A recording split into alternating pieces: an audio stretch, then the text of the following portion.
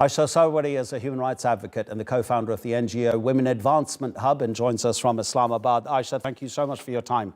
I was speaking to some family members in Rawalpindi, the twin city to Islamabad, last night.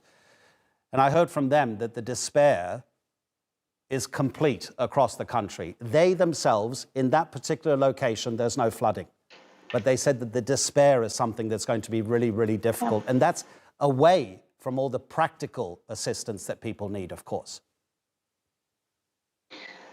I think all the reporting that has, come our way on international news that is catastrophic is actually understated. This is a catastrophe of proportions perhaps we are not really grasping because we already have the COVID crisis happening, the economic crisis. There's a general, political issue as well. So this hasn't reached the newsrooms like it should have, perhaps from August 2nd onwards.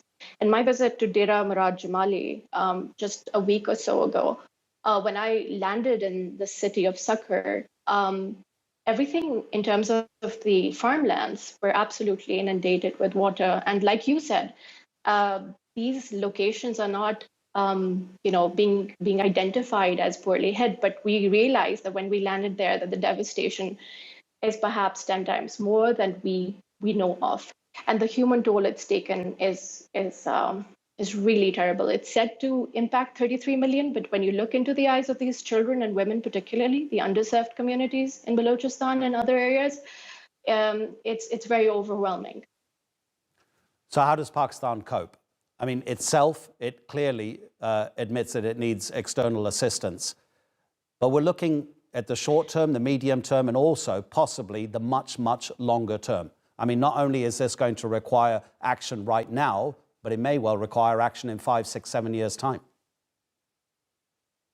The devastation is intergenerational. I don't see this, turning to normalcy over at least 3 generations, frankly, because you see there's already a resilience challenge in these areas where it's hit. So I mean, the rebuilding is something that can be talked about later. But what I do want to convey is in the short term, you need absolute and immediate food security and medicines need anti-malarial, anti-scabies, anti-fungal,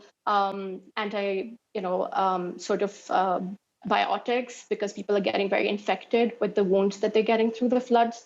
Like, we remember the 2010 floods, and this is nothing like it. It's beyond the government's capacity because 2 or 3 things have sort of combined. We are not a country that emits or contributes to carbon emissions, and yet because we are from an emerging economy, we really struggle to have the SOPs and the coping mechanisms that we need for a devastation, the scale of this, which we frankly did not create nor deserve. Aisha, thank you very much indeed. I'd really urge you to come back and speak to us as this situation develops, because as you've been making quite clear, this is something that's going to require a much longer investment in terms of domestic action and international assistance as well. Really appreciate it. Aisha Sarwari in Islamabad.